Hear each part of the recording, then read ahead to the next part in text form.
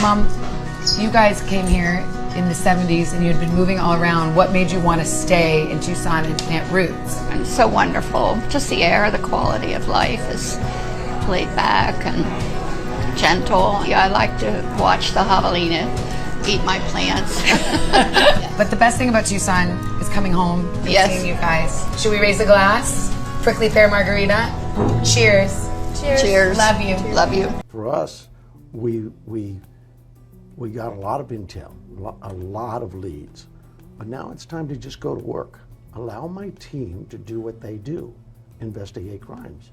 They are working hard. Close your eyes for a moment.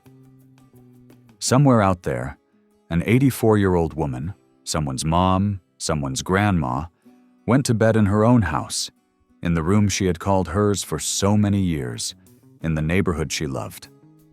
She had lived a long life, raised a wonderful family, and earned nothing less than peace and rest in her later years. And then she vanished.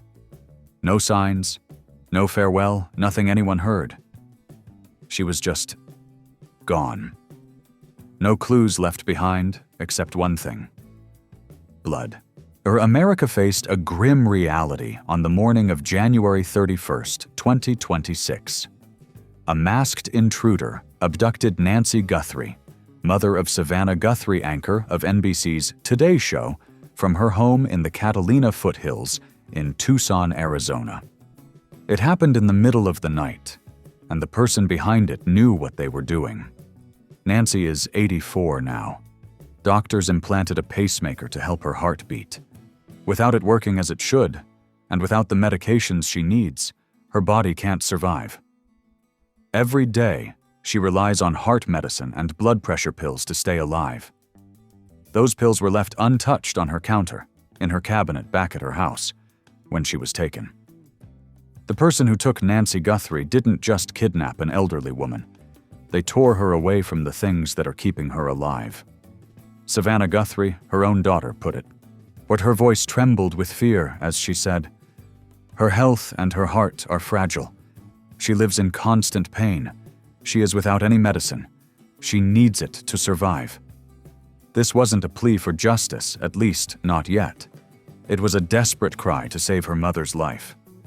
Doctors caution that someone like Nancy, who has a heart condition and relies on a pacemaker, can't skip essential medication. It's not just a matter of feeling unwell. It can bring on uneven heartbeats or cause dangerous fluid to collect around the heart. It could even result in complete heart failure. This isn't a minor issue. It's a grim and painful end, an outcome that could be avoided if she were located in time. When investigators reached her Tucson house, they saw bloodstains. Forensic tests later confirmed the blood was Nancy's. It was her blood on the floor of the home she cared about and lived in. No one has been arrested. No one has been named a suspect.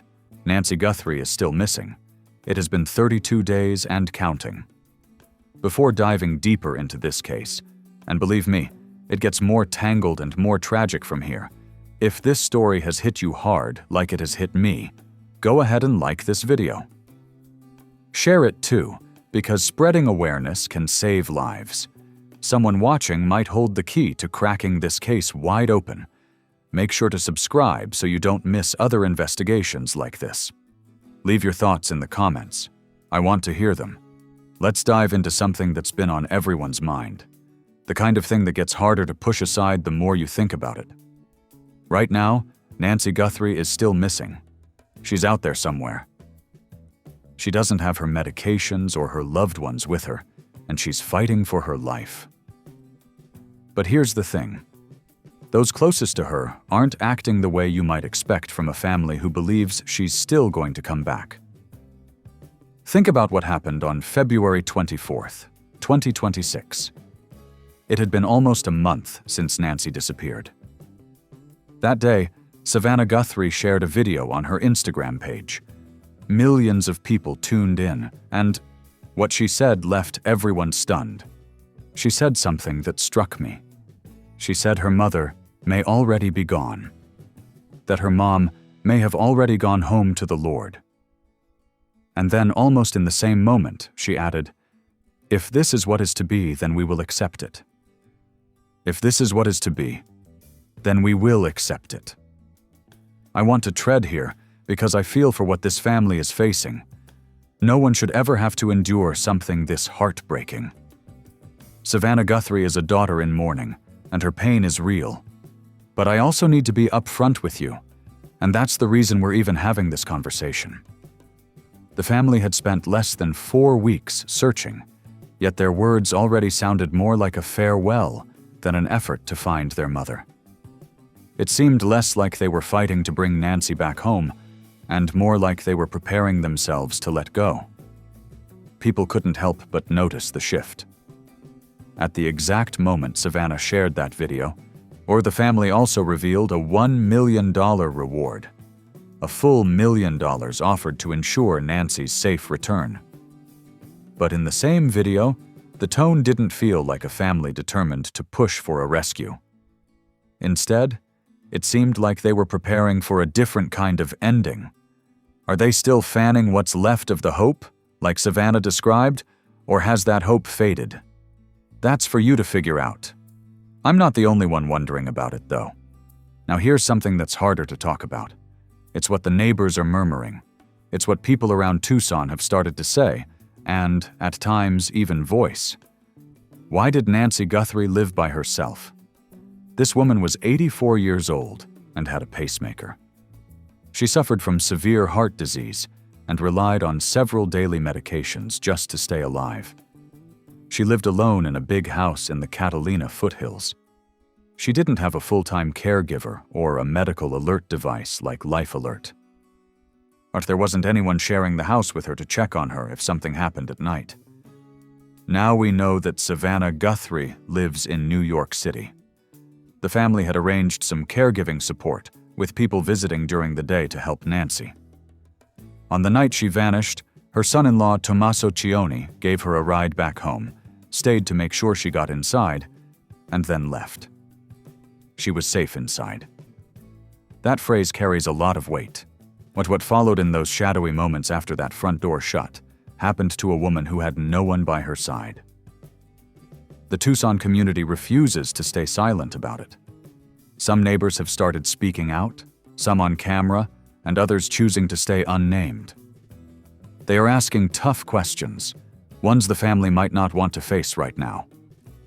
Why wasn't there a live-in caregiver? Why wasn't someone with her serious medical issues moved nearer to her family, closer to New York or wherever her children could watch over her? Why weren't there emergency alerts set up? No panic button, no monitoring system.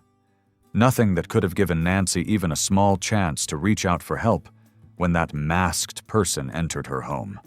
Quick chats from far away won't cut it. A phone call each day isn't enough. Having a caregiver stop by now and then during the day doesn't solve it either. When your mom's health relies on taking her pills every morning without fail, and she's left alone at night in a house that someone has already tried to break into.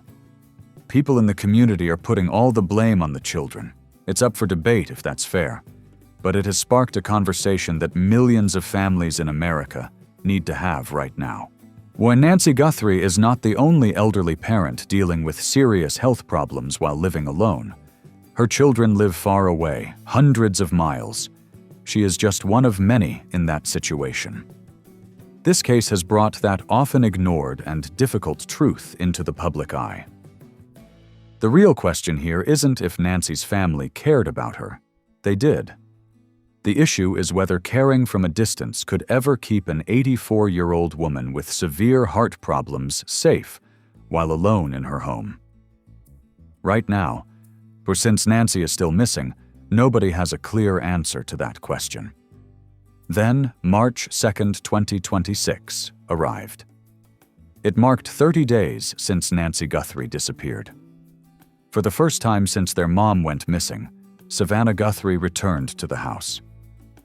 Her sister Annie and Annie's husband, Tommaso Cioni, joined her.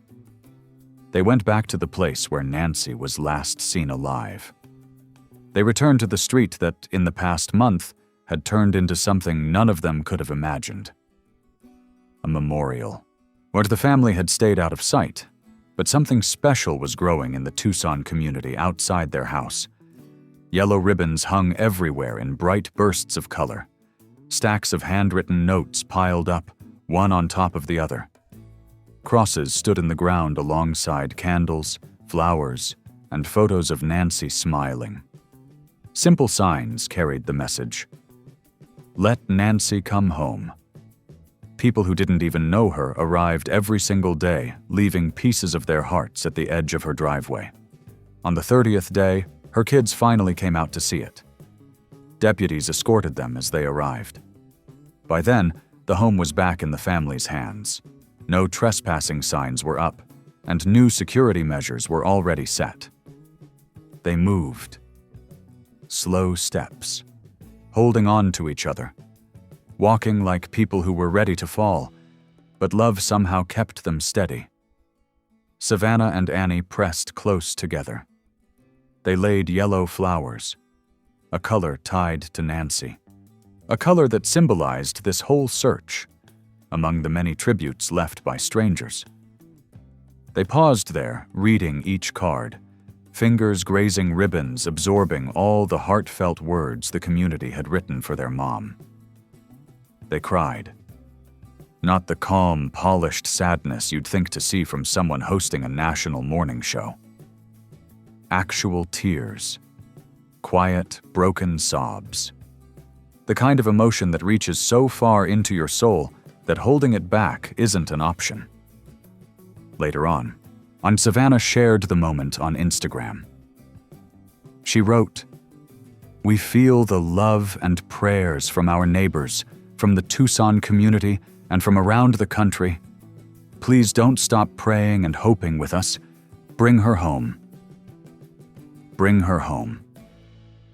But what lingered with me about that scene is something I can't seem to forget, something I can't push from my mind. It seemed less like a family coming together to save something and more like they were saying farewell. Farewell to a home, but farewell to a way of living. Farewell to the life they had before January 31st. The way they walked, the way they hugged, the weight in each step they took down that driveway. It felt like mourning had already started to take root. It wasn't hopeful tears. It was sorrow accompanied by flowers. The message they left behind made trying to feel hopeful even more difficult. They placed a handwritten card at the memorial. Inside it read, "Mama, we miss you so much. Our hearts are broken. We are standing on ash and scorched earth. But Mom, even though there is so much darkness and uncertainty around us, our love still burns." Standing on ash.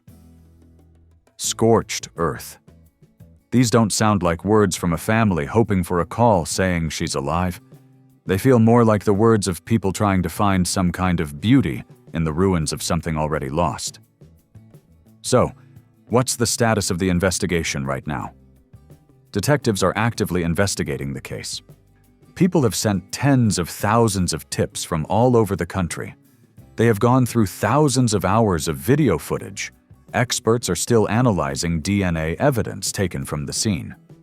Even though the DNA has not matched anything in the national database yet, experts say a match could happen anytime as new arrests take place and additional profiles get added to the system. A doorbell camera recorded a masked person with a backpack walking near the house. Investigators have stated they are getting closer to figuring out who the suspects are. But getting closer does not mean they are there yet. Every day without an arrest means another day that Nancy is still missing. The FBI and the sheriff's office are both on the case. Even though nobody has given up hope that Nancy might still be alive, the participation of homicide detectives alongside the search crew paints a grim picture. If you know anything, no matter how small, or that could help find Nancy, reach out to the FBI tip line at 1-800-CALL-FBI. Don't rely on others to share it. Make that call yourself. Before you leave this video, hit the like button, share it, subscribe, and enable notifications to keep up with updates like this. The more people who see this case, the better the odds that someone somewhere notices something and helps solve it. Nancy Guthrie, an 84-year-old woman, has been gone for more than 30 days. She relies on a pacemaker and has no access to her medications. Somebody out there knows the truth about what happened to her. The real question is, will they come forward before it's too late?